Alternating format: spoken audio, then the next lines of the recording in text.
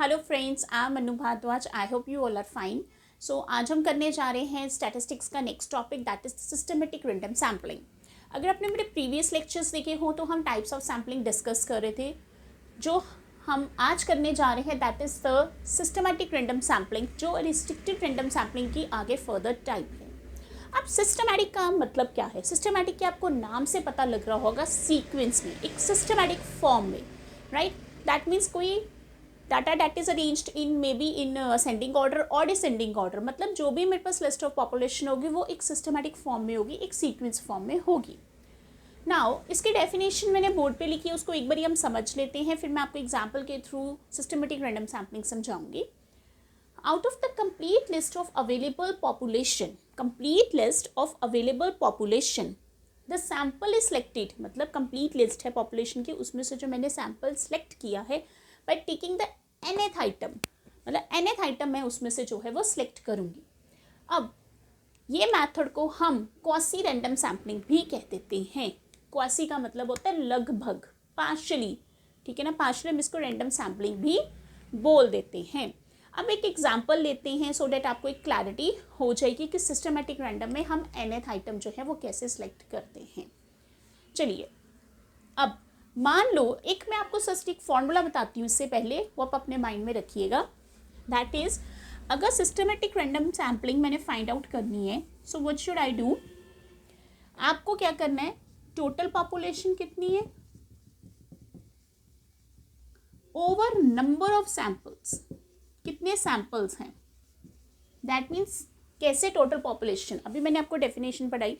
मान लो मेरे पास total number of population है 1000, उसमें से मुझे सिर्फ 10 सैंपल्स जो हैं वो सिलेक्ट करने हैं। तो मैं कैसे अपना फाइंड आउट करूँगी, मतलब 1000 की पॉपुलेशन में से सिर्फ 10 samples I have to select it. तो मैं क्या करूँगी, मैंने क्या किया, दैट मीन्स कि 10 सैंपल्स मैंने सेलेक्ट करने हैं, तो मेरे पास कितने सैंपल्स बच गए, 100। दैट मीन्स जो 100th आइटम होगी वो मेरी nth item sample as a consider की जाएगी। पहले सैंपल में जो 100th आइटम थी वो कंसिडर हुई, नेक्स्ट सैंपल में जो 100th आइटम थी वो कंसिडर हुई। सो दैट मीन्स मेरे पास जो nth आइटम थी वो थी 100 आई। कैसे? टोटल पॉपुलेशन, मतलब टोटल पॉपुलेशन कितनी है, कितने सैंपल्स हमारे पास हैं, उनको डिवाइड करके। एक और एग्जाम्पल देखते हैं। हमारे पास पॉपुलेशन मान लो कितनी है, टोटल पॉपुलेशन 10 है, उसमें से मेरे पास नंबर ऑफ सैंपल्स कितने हैं, 5। दैट मीन्स टोटल पॉपुलेशन 10 है, 5 मेरे पास नंबर ऑफ सैंपल्स है, कटिंग की तो 2 बच गया। तो दैट मीन्स जो मेरी हर एक सेकेंड आइटम आएगी, पहली सेकेंड आइटम ये आई, फिर सेकेंड आइटम ये आई, फिर सेकेंड आइटम 6 आई, फिर सेकेंड आइटम 8 आई, फिर सेकेंड आइटम 10 आई। सो मतलब every person is systematically selected. So हर एक पर्सन सिस्टमेटिक सिलेक्टेड हुआ है, क्योंकि मैंने हर एक सेकेंड आइटम जो है वो सिलेक्ट करनी है by total population over the number of samples. So I think आपको ये क्लियर हो गया होगा कि सिस्टमेटिक सैम्पलिंग क्या है, कि हर एक आइटम जो सिलेक्ट होगी वो एक सिस्टमेटिक वे से होगी। क्लियर यहाँ तक? अब जैसे हमने पिछले टाइप्स के मैरिट्स एंड डी मैरिट्स किए थे, इसके भी कुछ मैरिट्स एंड डी मैरिट्स हैं, वो हम डिस्कस कर लेते हैं। Let's start.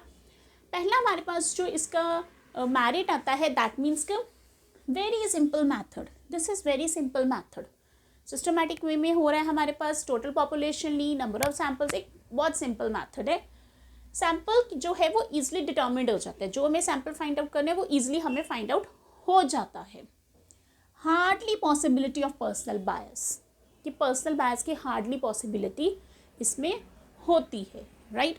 Next, satisfactory result, जो हमें रिजल्ट आ रहा है वो एक सेटिस्फैक्ट्री रिजल्ट हमारे पास आ रहा है। बट डीमेरिट्स भी तो है, मेरिट्स के साथ साथ इसके कुछ डीमेरिट्स भी है। Possibility only when complete list is available, अगर हमारे पास लिस्ट ही इनकम्प्लीट है तो भी कोई पॉसिबिलिटी नहीं है, there is no possibility is there. Unsuitable in case of large population, अगर पॉपुलेशन बहुत बड़ी है तो ये सुटेबल नहीं है, systematic sample is not suitable in case of large population. Every item does not give the equal chance of being selected, हर item को इक्वल चांस नहीं मिलता सिलेक्ट होने का। मान लो जैसे अभी हमने क्या किया था, टोटल पॉपुलेशन 10 थी, 5 सैंपल्स थे, जब मैंने इसको डिवाइड किया, सेकेंड सैंपल है, तो हर एक आइटम को इक्वल चांस नहीं मिला सिलेक्ट होने का, ये किसका डीमेरिट कंसिडर हो जाता है। So student this is very simple method, systematic random sampling, मतलब हर काम सिस्टमैटिकली, राइट, दैट इज जितनी पॉपुलेशन है, जितने सैम्पल्स हैं, उसे हमारी nth आइटम जो है वो मिल जाएगी, और इसको हम क्वासी रैंडम सैम्पलिंग भी कहते हैं। सो आई होप आपको ये मेथड समझ आ गया होगा, बहुत ईजी मेथड है। मैंने आपको कहा था कि हर एक मेथड हम एक लेक्चर में डिस्कस करेंगे, या हर एक लेक्चर में या एक से दो मेथड डिस्कस करेंगे, उससे ज़्यादा नहीं, ताकि आपको हर एक मेथड ईजी वे से समझ आ जाए। सो आप इस मेथड को स्टडी कीजिए, पढ़िए, डाउट्स है कमेंट सेक्शन में लिखिए, पिछले मेथड्स भी स्टडी कीजिए, पिछले लेक्चर ज़रूर देखिए, क्योंकि आपका एक सिस्टमेटिक फॉर्म बन जाएगा, कॉन्टिन्यू फॉर्म बन जाता है नेक्स्ट लेक्चर को रीड आउट करने के लिए, समझने के लिए। सो नेक्स्ट टाइम हम नेक्स्ट टाइप इसकी लेके आएंगे, तब तक आप इसे पढ़िए, डाउट्स है ज़रूर बताइए। So students, good bye, take care, नमस्कार।